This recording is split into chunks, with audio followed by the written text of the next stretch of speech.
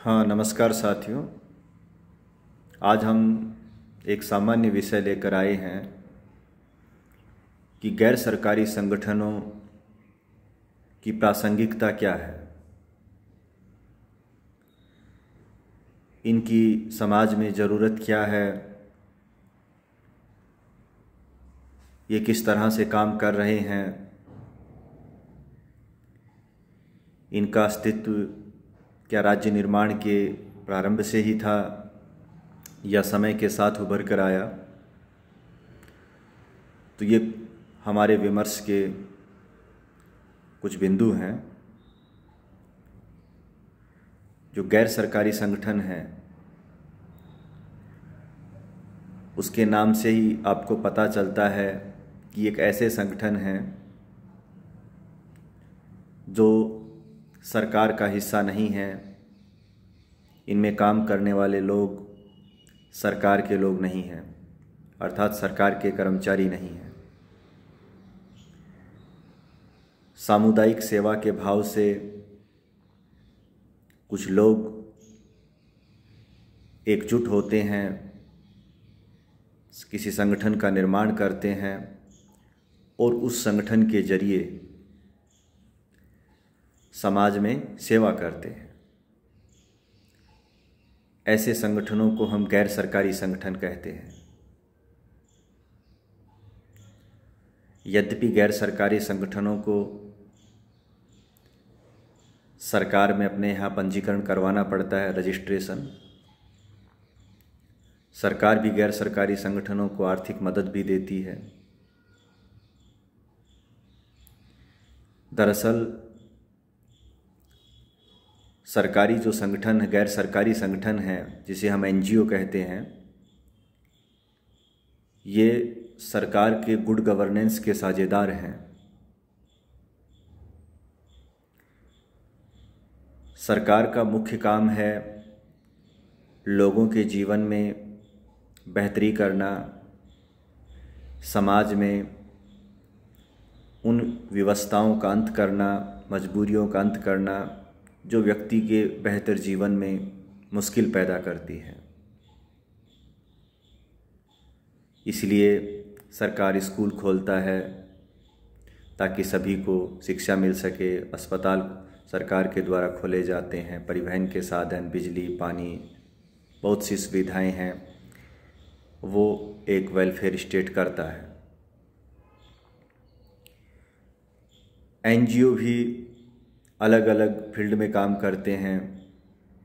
कुछ गैर सरकारी संगठन महिला सुरक्षा के लिए काम करते हैं, लैंगिक भेदभाव के विरोध में काम करते हैं।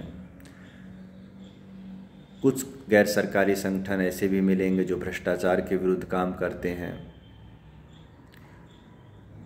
कुछ संगठन मानवाधिकारों के लिए काम करने वाले मिलेंगे, कुछ वृद्धजनों की मदद करने वाले, कुछ आदिवासी, जनजाति, समाज में जो भी तबका हाशिए पर है,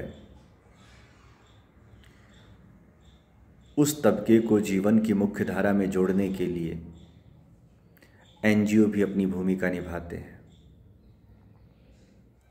और सरकार और एनजीओ दोनों परस्पर पूरक हैं, वो कोई विरोधी नहीं है।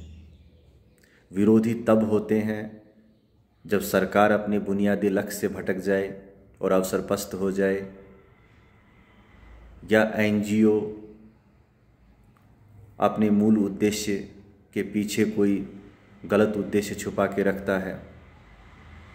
भारत सरकार ने बहुत से एनजीओ को ब्लैकलिस्ट भी किया है, जो विदेशों से, खास तौर पे शत्रु देशों से पैसे लेकर और इसी देश में समस्याएं पैदा कर रहे थे। जब तक एनजीओ और सरकार दोनों के केंद्र में जन कल्याण होगा, तब इन दोनों की जो रफ्तार है वो बहुत शानदार रहेगी।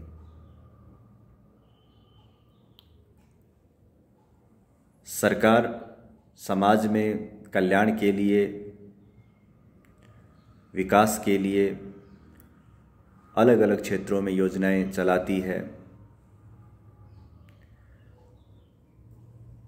जटिल समाजों में बहुत से क्षेत्र ऐसे रह जाते हैं, बहुत से लोग ऐसे रह जाते हैं जहाँ तक सरकारी जो योजनाएं हैं उनका लाभ नहीं पहुँच पाता है। सरकार में बैठे लोग अपनी समझ के हिसाब से किसी भी योजना को बनाते समय और उसे लागू करते समय अपना होमवर्क करते हैं। क्रियान्वयन में आने वाली संभावित कठिनाइयों को ध्यान में रखते हुए अपनी मशीनरी को तैयार करते हैं, लेकिन फिर भी ऐसा संभव है कि सरकार में जो लोग वेलफेयर की स्कीम बना रहे हैं उनसे कुछ पहलू अनजान रह जाएं और उस वजह से वह योजना ठीक से लागू नहीं हो पाए। तो एनजीओ उस योजना की जो ज़मीनी क्रियान्वयन है उसको जाकर देखते हैं। मसलन सरकार ने एक कानून भी बना दिया कि निःशुल्क शिक्षा का अधिकार कानून 6 से 14 आयु वर्ग के बच्चों के लिए। अपनी ओर से सरकार ने जो सीडीपीओ या जो भी अधिकारी हैं स्कूल के प्राचार्य से लेकर ऊपर तक के, उन्हें दायित्व भी दिए गए हैं। लेकिन फिर भी जैसे एनजीओ जो शिक्षा के क्षेत्र में काम करते हैं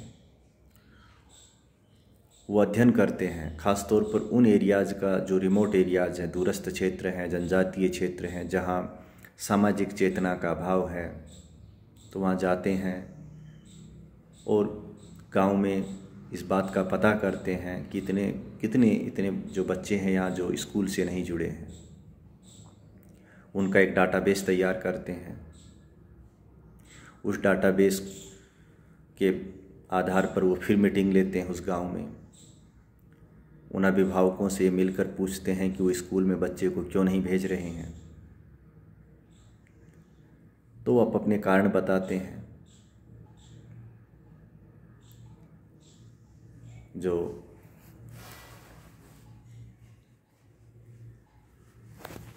एनजीओ हैं वो स्कूल के जो प्राचार्य या जो भी संस्था प्रधान और टीचर्स हैं उनसे मिलते हैं, उनसे बात करते हैं। अभिभावकों की और टीचर्स की मीटिंग करवाते हैं। अगर कुछ ऐसी समस्याएं हैं जिनका समाधान स्थानीय स्तर पर भामाशाहों के सहयोग से संभव हो सकता है तो उसके लिए कोशिश करते हैं। जैसे किसी ने कह दिया कि भाई हम स्कूल में इसलिए नहीं भेजते क्योंकि वहाँ टॉयलेट नहीं है लड़कियों को, तो फिर एनजीओ भामाशाहों का सहयोग लेकर टॉयलेट्स का निर्माण करवाएगा। अगर कोई ये कह दे कि भाई हम क्या भेजें, यहाँ तो टीचर ही नहीं है, तो फिर एनजीओ सरकार से कहेगा कि भाई यहाँ अध्यापक नियुक्त करो। संबंधित अधिकारियों से कहेगा डेपुटेशन पे लगाओ। तो कुल मिला के उस योजना के ज़मीनी क्रियान्वयन के लिए एनजीओ काम करते हैं और सरकार को विद प्रमाणों के साथ ये बताते हैं कि आप भले ये दावा कर रहे हैं कि आपने ये सब कर दिया है, लेकिन ये हम एविडेंस लेकर आए हैं, ये कमियां हैं। इतने स्कूल ऐसे हैं जिनके बाउंड्री नहीं है, इतने नामांकन असल में इतने हैं, फिजिकल जो वेरिफिकेशन में इतने ही बच्चे स्कूल में हैं। तो सरकार की आंख खोलते रहते हैं एनजीओ। तो एनजीओ की जो भूमिका है वो बहुत शानदार है और उनका होना बहुत ज़रूरी है। और किसी भी व्यक्ति को या समूह को अपना संगठन बनाने का अधिकार है और यह अधिकार हमें संविधान देता है अनुच्छेद 19 के तहत, जिसमें हर व्यक्ति को संघ या संगठन बनाने का अधिकार है। विनोबा भावे कहा करते थे कि जो असरकारी है वो ज़्यादा असरकारी है, इफ़ेक्टिव है। तो एनजीओ की बेहद प्रासंगिकता है, ख़ास तौर पर जब इतनी आबादी हो गई है, समाज इतना जटिल हो गया है, तो ऐसे में एनजीओ सरकार की मदद ही करते हैं। इस बात से भी इनकार नहीं किया जा सकता कि बहुत से गैर सरकारी संगठन ठीक से काम नहीं कर रहे हैं, वो गलत काम भी कर दे रहे हैं, देश विरोध भी काम कर दे रहे हैं। तो ऐसे संगठनों पर भी सरकार की निगरानी होती है, उनकी फंडिंग पर भी निगरानी होती है और ऐसे संगठनों के विरुद्ध सरकार एक्शन लेती भी है और लेना भी चाहिए। लेकिन ऐसा भी नहीं हो कि सरकार इस आधार पर गैर सरकारी संगठनों को नापना शुरू कर दे कि वो सरकार की योजनाओं की पोल खोल रहे हैं, तो ये गलत बात है। तो सरकार को ये ज़रूरी है कि वो देखे कि एनजीओ काम कर रहे हैं, सही कर रहे हैं, और जो भी एनजीओ कमियां लेके आ रहे हैं सरकार उसे अपनी आलोचना समझे, लेकिन उसको स्वीकार करे।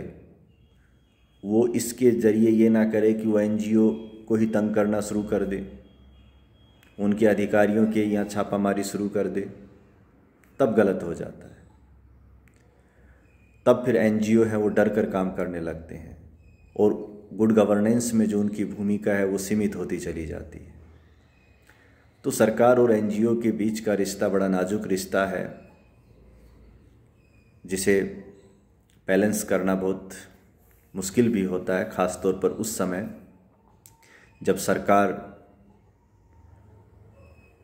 डिसीजन मेकिंग में या उसके क्रियान्वयन में किसी और को साझेदार बनाना ही नहीं चाहती हो और अपनी आलोचना सुनने के लिए तैयार ही नहीं हो, तब एनजीओ के लिए काम करना मुश्किल होता है। बहरहाल इतना ही है। धन्यवाद।